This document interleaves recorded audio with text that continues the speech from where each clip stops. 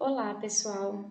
Eu vou iniciar esse vídeo agradecendo ao Grupo PET Educação da UFMT pelo convite em participar de um projeto sobre educação matemática. Eu me chamo Vanessa, sou pedagoga e professora da Rede Municipal de Ensino de Cuiabá. Eu atuo com turmas do segundo ano do ensino fundamental e nesse vídeo eu vou conversar um pouquinho com vocês sobre possibilidades de trabalho com a unidade temática números. Como que a gente pode trabalhar com essa unidade temática com crianças que estão no processo de alfabetização, ou seja, crianças que estão aí no primeiro, segundo e até terceiro ano do ensino fundamental. E para conversar um pouquinho sobre como auxiliar os nossos alunos a desenvolver a noção de número, eu vou apresentar dois jogos. O primeiro jogo se chama Distribuindo Pedras e eu retirei ele desse material aqui, que é um livro didático, o livro didático Vem Voar, que tem como editor-chefe o Júlio César Augustus de Paula Santos. Então, olha lá. Para esse jogo, a gente vai precisar de 2 jogadores e cada jogador vai ter um tabuleiro. Nesse caso, os tabuleiros serão iguais, tá? Os jogadores, cada um tem seu próprio tabuleiro, mas os tabuleiros são iguais. Vou colocar mais aqui para a gente tentar acompanhar juntos. A gente também vai precisar de 2 dados e de feijões, tá? Como é que funciona esse jogo? O primeiro jogador vai jogar os 2 dados e aí a quantidade que ele tirou nos dados é a quantidade de feijões que ele vai pegar para si. E aí a ideia é ele distribuir esses feijões no tabuleiro. A gente vai definir aqui que cada casa desse tabuleiro vale 2 pontos, mas o jogador só faz pontos, só marca os pontos quando ele colocar a quantidade de feijões indicada na casa. Então, ele só faz 2 pontos se ele tiver 8 feijões aqui, só faz 2 pontos se tiver 7 feijões aqui. Então, a ideia desse jogo é fazer a criança manipular quantidades. Então, por exemplo, ela tirou 9, ela vai pegar 9 feijões e ela pode colocar os 9 feijões na casa 9 e com isso marcar 2 pontos, ou ela pode distribuir 9 feijões entre a casa 5 e a casa 4. E aí ela marcará 4 pontos. Então, esse jogo, ele exige um pouco de estratégia. A criança precisa pensar e manipular quantidades de uma forma que seja vantajosa para ela. Bom, o que esse jogo traz de interessante para nós? Ele coloca a criança para manipular quantidades e nesse processo de manipular as quantidades, ela também passa a compreender como os números se comportam, digamos assim. Então, ela passa a perceber aí a relação de inclusão que existe nas quantidades. Mas o que é isso, relação de inclusão? Por exemplo, o número 2, ele existe por uma relação de inclusão do 1 com o 1. O 2 é 1 mais 1. Assim como o 3, né, é a relação de inclusão da quantidade 2 mais a quantidade 1. Então, eu tenho aqui essa ideia, né, de que os números representam quantidades e que existe aí uma relação de inclusão. Quem vai desenvolver um pouquinho dessa noção, e aí eu aproveito para indicar aqui uma leitura para quem é pedagogo e trabalha com crianças e trabalha matemática, né, com as crianças aí da primeira etapa do ensino fundamental e até crianças da educação infantil, esse livro aqui da Constance Camille, Crianças Pequenas Reinventam a Aritmética. Então aqui ela trabalha um pouquinho sobre como que as crianças constroem as noções de número, como que elas lidam com os números, né, possibilidades que vão nos ajudar a conduzir as crianças a pensar sobre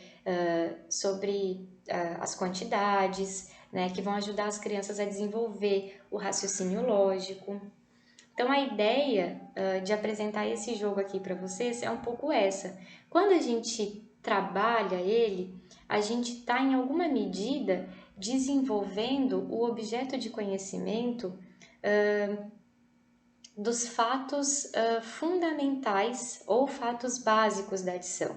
Se a gente olhar um pouquinho para a BNCC, que é um documento que orienta um pouco o trabalho com a matemática, a gente vai ver que tem esse objeto de conhecimento lá na unidade temática dos números, né? Os fatos básicos ou fatos fundamentais da adição, que nada mais é do que essa percepção, né, da relação de inclusão nas quantidades. O número 9 ele pode ser 6 mais 3, mas ele também pode ser 4 mais 5, tá bom? Então, a ideia desse jogo é essa.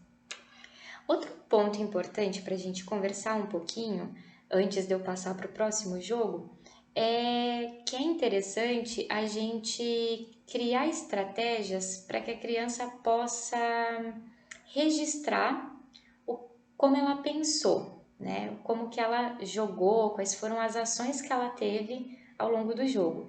Então, é sempre bom que a gente crie uma forma dela registrar isso.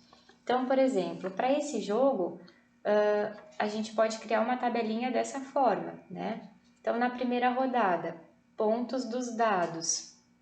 Nesse caso, a criança vai colocar 3 e 6, né? Ela pode colocar o número 3 e o 6, assim como ela pode fazer as bolinhas dos dados aqui, certo? E aí aqui, distribuição que realizei no tabuleiro.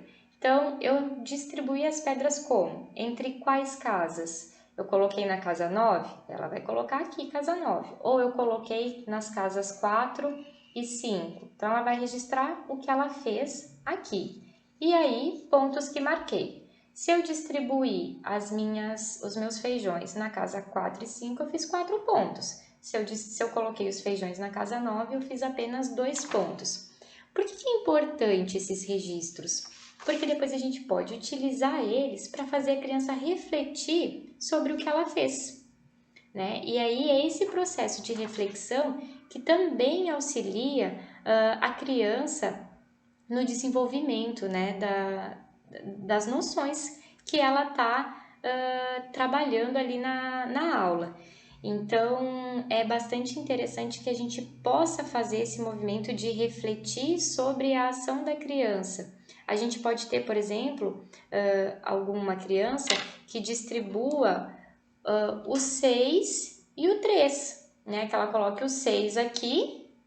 Opa, desculpa, não está aparecendo aqui para vocês. Ela pode colocar 6 feijões aqui e o 3 ela pode colocar aqui no 4, mas aí ela não vai marcar ponto, né? E aí a gente pode discutir isso com ela. Será que essa estratégia foi a mais apropriada para quem quer ganhar mais pontos? Então, todo esse trabalho é interessante, né? Para que a criança possa mesmo refletir sobre as suas ações e verificar se a estratégia dela foi a mais apropriada. Então, sempre na escola a gente vai tentar trabalhar, né, desenvolver as noções a partir de uma forma mais lúdica, a partir de jogos, mas sempre fazendo a criança registrar para ela pensar mesmo sobre os objetos de conhecimentos que a gente está tentando trabalhar ali, né? É claro que a gente não vai dizer para a criança, estamos trabalhando com os fatos fundamentais da adição. Não, mas a partir do jogo a gente vai fazer ela manipular essas quantidades e aí ela vai desenvolvendo essa noção de número, né? Vai se apropriando cada vez mais dessa noção. Bom, um outro jogo que eu acho interessante apresentar para vocês é um jogo bem conhecido e muito simples de ser feito. E ele trabalha especificamente com o sistema de numeração decimal, tá? Então, assim, como é que a gente faz isso, né? Como é que a criança faz leitura de número e compreende, né, a quantidade representada por aquele número? Ela precisa compreender a lógica do nosso sistema de numeração. Então, para esse jogo, a gente vai precisar de cartinhas, tá? Com os algarismos de 0 a 9. Cada jogador vai ter o seu e também vai ser jogado em dupla. E aí, nesse jogo, a gente vai pedir para as crianças embaralharem essas cartinhas, essas fichas, e virarem, né, a face numérica dela para a mesa.